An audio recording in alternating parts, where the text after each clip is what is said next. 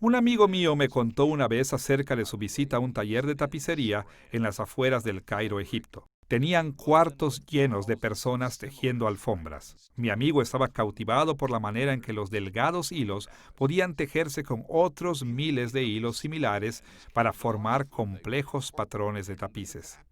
La belleza de los hilos tomó vida cuando fueron incorporados al tapiz. El libro de Apocalipsis es como un tapiz. Está lleno de pequeñas profecías que basan su significado en las profecías de su entorno. Y su mensaje es más claro cuando leemos el libro como un todo y vemos el gran panorama que se dibuja para nosotros. Esta es la segunda lección en nuestra serie El libro de Apocalipsis y la hemos titulado Estructura y contenido. En esta lección exploraremos el libro de Juan considerando su composición literaria y cómo sus diferentes partes encajan entre sí. Comenzaremos nuestra exploración de la estructura y contenido de Apocalipsis observando brevemente el propósito por el cual Juan lo escribió. Después, exploraremos los detalles del libro de Apocalipsis y finalmente examinaremos algunas estrategias comunes de su aplicación moderna. Comencemos viendo el propósito de Juan. El propósito de Juan para escribir el libro de Apocalipsis era casi tan complejo como el libro mismo, así que no podemos explorar todos sus detalles en esta lección. Pero podemos resumir su propósito central de esta manera. Juan escribió el libro de Apocalipsis para animar a los cristianos que sufren a mantenerse fieles hasta que Jesús regrese. Como indicamos en nuestra primera lección en esta serie, los lectores de Juan fueron perseguidos experimentando numerosas tentaciones que comprometían su fe. Así que Juan escribió para asegurar a las iglesias en Éfeso, Esmirna, Pérgamo, Tiatira, Sardis, Filadelfia, Laodicea y al resto del mundo que Cristo conocía su sufrimiento y los veía a través de él. El libro de Apocalipsis garantizaba que Jesús estaba en control de su glorioso futuro y que recompensaría a todos sus fieles seguidores. En línea con este rol de profeta de Dios, el propósito de Juan fue expresado en dos mensajes complementarios de Jesús para las iglesias de Asia Menor. Primero, Juan entregó ofrecimientos de bendición para aquellos que fueron fieles a Jesús. Y segundo, transmitió amenazas de maldición contra todos los que fueron desleales. Veremos ambos tipos de mensajes, comenzando con los ofrecimientos de bendiciones. Escuchemos cómo estimuló Juan a la iglesia en Esmirna en Apocalipsis capítulo 2, versículos 9 y 10. Yo conozco tus obras, y tu tribulación, y tu pobreza, pero tú eres rico.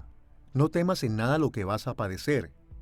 He aquí, el diablo echará a algunos de vosotros en la cárcel para que seáis probados y tendréis tribulación por 10 días. Sé fiel hasta la muerte, y yo te daré la corona de la vida. Lejos de prometerles protección del sufrimiento, Juan dijo que la iglesia de Esmirna iba a padecer. Pero al mismo tiempo les aseguró que si se mantenían fieles a Cristo, Jesús les daría la corona de vida. Su sufrimiento y posible muerte sería solo temporal, pero sus bendiciones serían eternas. Este estímulo fue importante porque orientó a la audiencia original de Juan a las visiones que seguirían. Les enseñó a leer las visiones con la mirada puesta en las bendiciones que Jesús daría a sus fieles seguidores cuando Él regrese. Por ejemplo, Apocalipsis capítulo 20, versículo 4, habla de la bendición del reinar con Cristo. Escuchemos cómo Apocalipsis capítulo 21, versículos 3 y 4 describe las bendiciones finales que los creyentes recibirán. Y oí una gran voz del cielo que decía: He aquí el tabernáculo de Dios con los hombres, y Él morará con ellos, y ellos serán su pueblo, y Dios mismo estará con ellos como su Dios.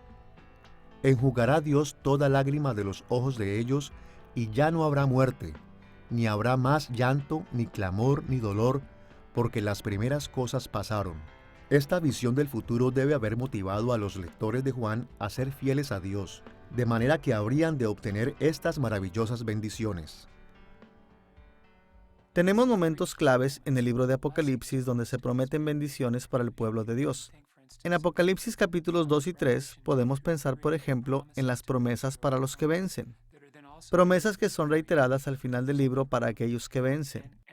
Eso nos recuerda que lo que las promesas de bendición pretenden hacer para nosotros como pueblo de Dios es animarnos a perseverar en tiempos de pruebas y persecución, perseverar en aferrarnos a Jesús y alinearnos a sus propósitos. También siendo muy cuidadosos de vivir el estilo de vida de aquellos que son conocidos por el nombre del Señor, para que seamos un pueblo santo para el Señor.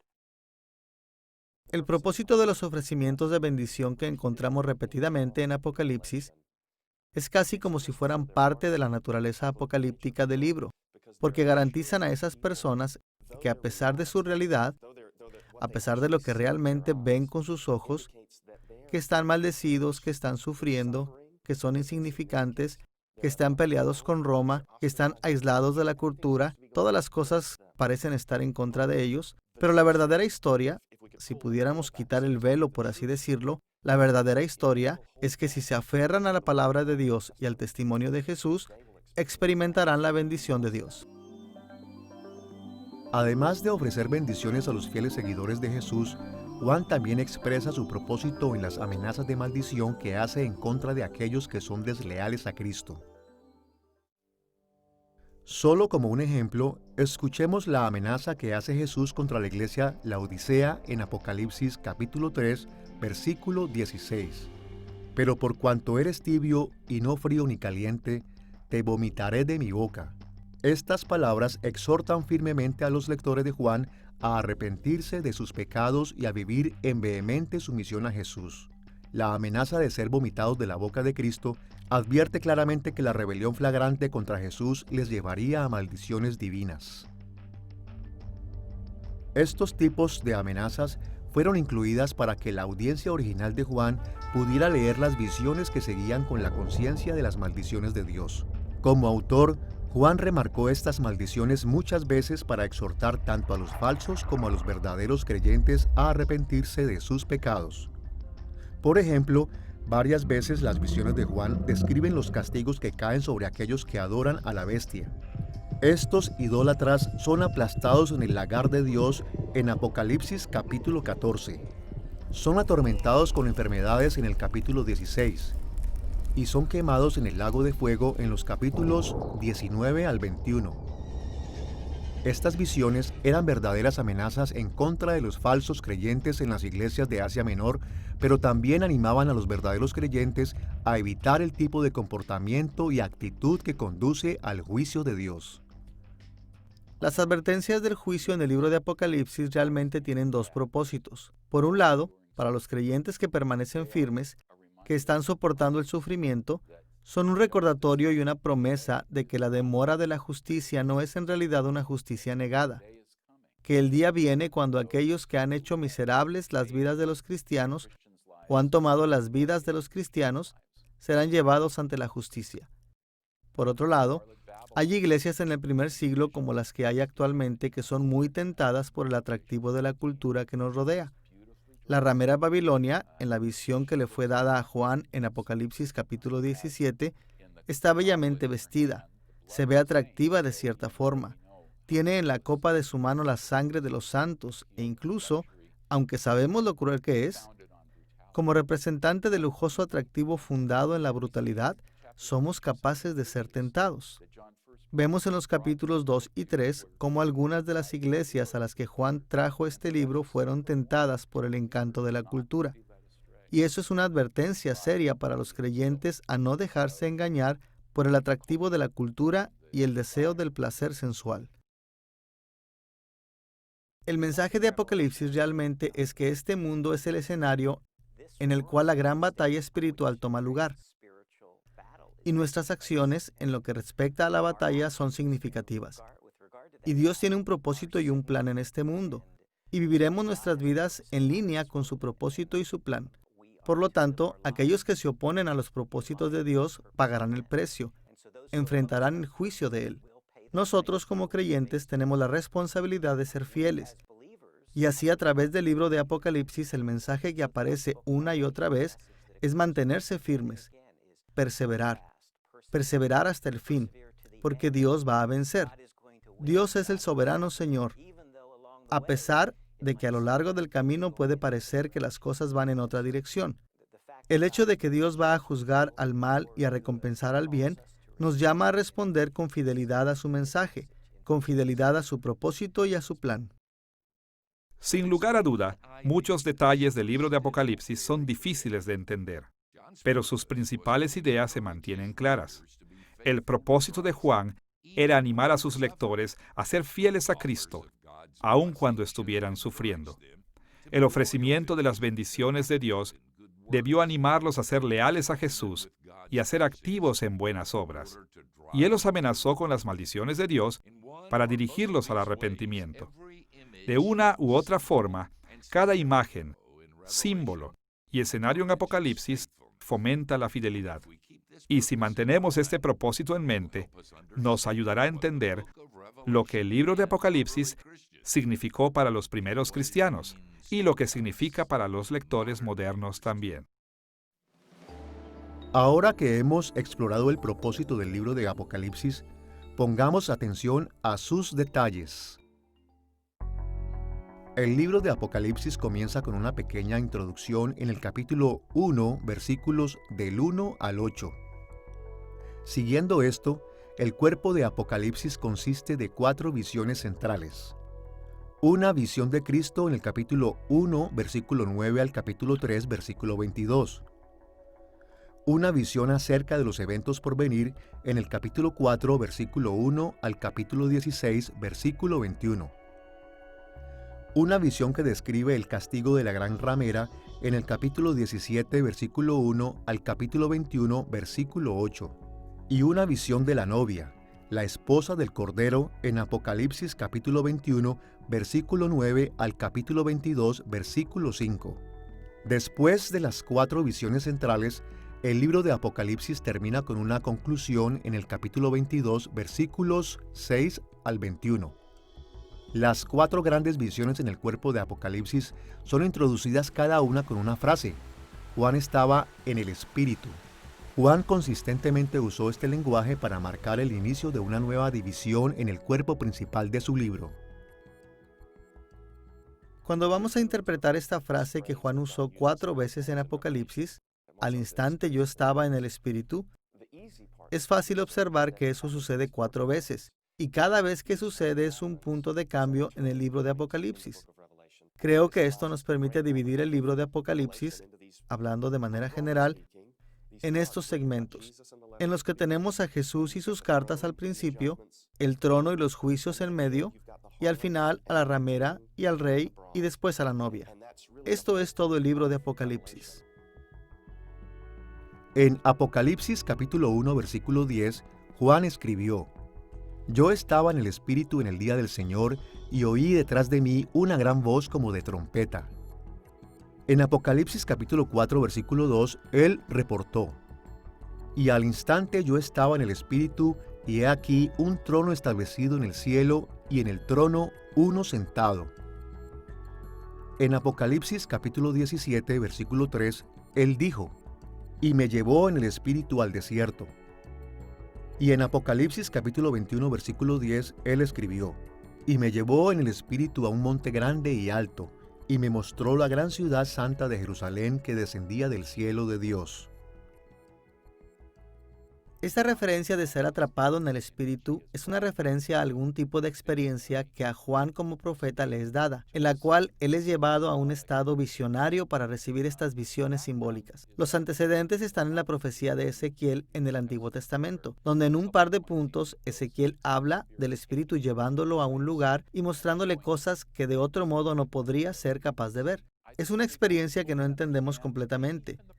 Tal vez ni aún los profetas la entendían. Pablo habla en 2 de Corintios capítulo 12 acerca de ser arrebatado hasta el tercer cielo. Si en el cuerpo o fuera del cuerpo, no estaba seguro.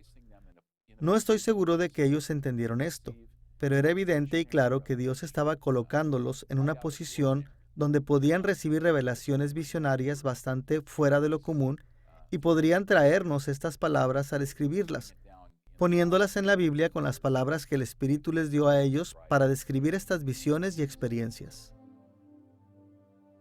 Exploraremos cada gran sección del libro de Apocalipsis, comenzando con la introducción en Apocalipsis capítulo 1, versículos 1 al 8.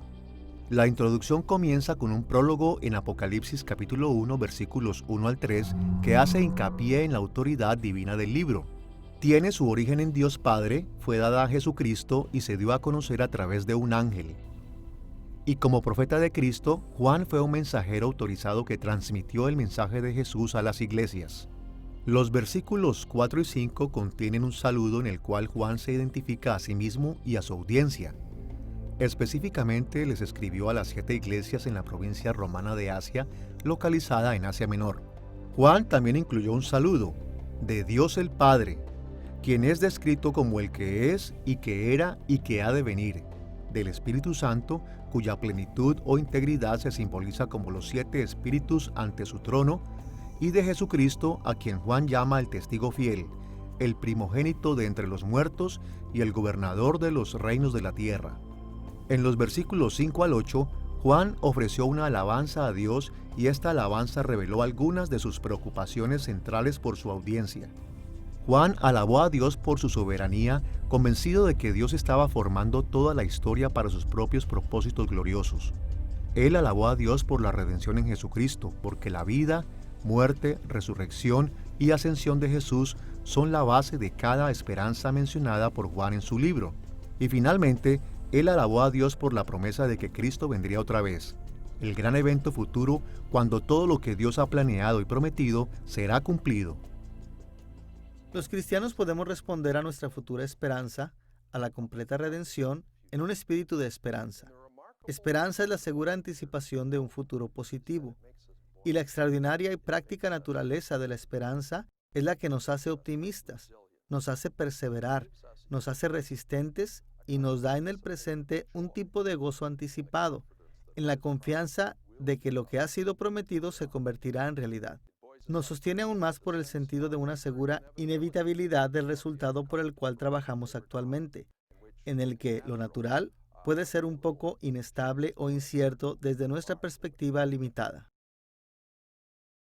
La redención final que vamos a recibir mediante Jesús es tan increíblemente hermosa y gloriosa que nuestra respuesta tiene que ser una respuesta total de todo nuestro ser a lo que Dios ha hecho y ha prometido hacer por nosotros en Cristo Jesús. Es lo que yo entiendo que 1 de Juan capítulo 3 dice cuando Juan escribió: ahora somos hijos de Dios, pero aún no se ha manifestado lo que hemos de ser, pero sabemos esto, que cuando Él se manifieste seremos como Él. Así que cualquiera que tiene esta esperanza en Él, se purifica a sí mismo como Él es puro. Si la meta de la redención de Dios es transformarnos a la imagen de Jesucristo, si la meta es traernos a una perfecta unión con Él, una perfecta relación de verdadero amor, confianza y obediencia, llenarnos con su amor y su espíritu para que no solo estemos disfrutando el cielo por siempre, sino que por siempre el cielo viva en nosotros, entonces ahora nuestra respuesta puede ser: Señor, hazme lo más parecido a Jesús en esta vida como un ser humano puede serlo. No sé cómo sea eso, pero Señor, haz de mí todo lo que tú puedes hacer. Te doy mi todo, te doy mi vida, entrego a ti todo lo que soy. No quiero vivir por nada más y nada menos que tu perfecta y completa obra de redención en mi vida actualmente. Después de la introducción, encontramos la visión de Cristo y su aplicación a las 7 iglesias en Apocalipsis capítulo 1, versículo 9 al capítulo 3, versículo 22. La visión de Cristo comienza con la descripción de Cristo y concluye con las cartas de Cristo a las 7 iglesias de Asia Menor. Observaremos cada una de estas secciones por separado, comenzando con la descripción de Cristo de Juan en Apocalipsis capítulo 1, versículos 9 al 20. Antes de describir a Jesús, Juan expresa su unidad con sus lectores, identificándose a sí mismo como su compañero en el sufrimiento, en el reino de Cristo y en paciente resistencia. El sufrimiento siempre ha sido una realidad en los creyentes, pero Juan insistió que en la era del Nuevo Testamento nuestro sufrimiento tiene un significado especial. Cristo sufrió mientras estuvo en contra del pecado, y porque los creyentes estamos unidos en Jesús, nosotros también sufrimos. Aún así, cada vez que sufrimos tenemos la consolación de que Dios está presente con nosotros y que Él soberanamente gobierna sobre nuestras situaciones.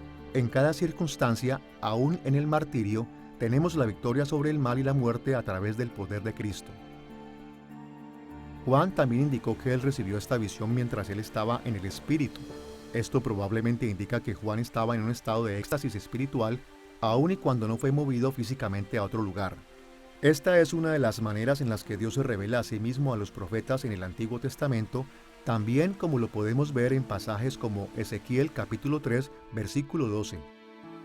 Finalmente, Juan concluye el prefacio diciendo que una voz del cielo lo comisionó para escribir los reportes visionarios a las iglesias en Éfeso, Esmirna, Pérgamo, Tiatira, Sardis, Filadelfia y Laodicea.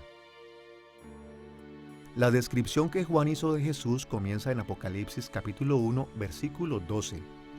Jesús aparece como el Hijo del Hombre caminando entre los 7 candelabros. Estos simbolizaban las iglesias que trajeron la luz de Dios en Cristo al mundo, aún bajo la tiranía de la oscuridad. Los candelabros también hacen recordar a los lectores de Juan los muebles en el tabernáculo del Antiguo Testamento y en el templo, y el hecho de que Jesús ahora está en el tabernáculo celestial delante del trono de Dios. Ya en el capítulo 1, versículo 4, Juan marcó una conexión simbólica entre las 7 iglesias de Asia Menor y las 7 luces del candelabro delante de Dios. En el tabernáculo y después en el templo, Dios manifestó su gloriosa presencia entre su pueblo. Y así como Dios una vez habitó entre su pueblo Israel, Cristo ahora habita entre su iglesia.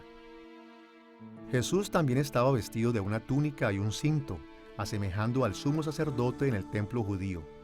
Sus ojos eran como llamas de fuego y sus pies como bronce bruñido. Su voz era poderosa, como el correr de muchas aguas.